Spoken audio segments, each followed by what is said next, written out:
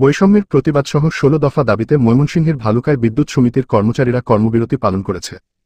আজ সকালে থেকে শুরু করে ময়মনসিংহ পল্লী বিদ্যুৎ সমিতি ২ এর অফিস কক্ষের সামনে অবস্থান নিয়ে কর্মবিরতি পালন করেছে তারা।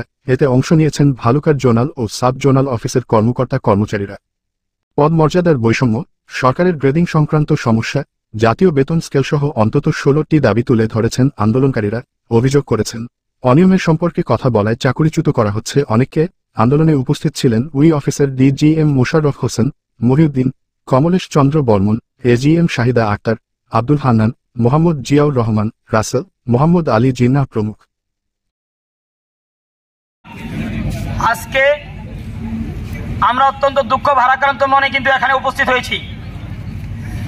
আপনারা জানেন যে পল্লী বিদ্যুৎ সমিতিতে একই প্রতিষ্ঠানে বেশ কয়েকটি নীতি চালু রেখেছেন। একটা হচ্ছে কাজ নাই মজুরি নাই, আরেকটা হচ্ছে চুক্তি ভিত্তিক, আরেকটা হচ্ছে ডেলি বেসিক। আমার প্রশ্ন হলো, আরবি কোন স্বার্থে, আরবি কোন ক্ষমতা বলে যে জায়গায় জননেত্রী শেখ হাসিনা সারা বিশ্বের দরবারে বাংলাদেশকে একটি রোল মডেল হিসেবে প্রতিষ্ঠিত করতে বদ্ধপরিকর, সেই জায়গায় আরবি কোন ক্ষমতা বলে আজকে প্রধানমন্ত্রীর মানকে ক্ষুণ্ণ করার জন্য অপপ্রয়াস চালিয়ে যাচ্ছেন।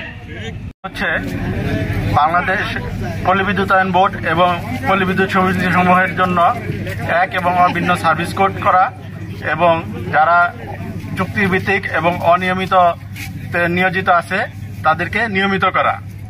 এই কর্মসূচি আমরা একই সাথে ৮০টি পল্লী বিদ্যুৎ সমিতি পালন করতেছি।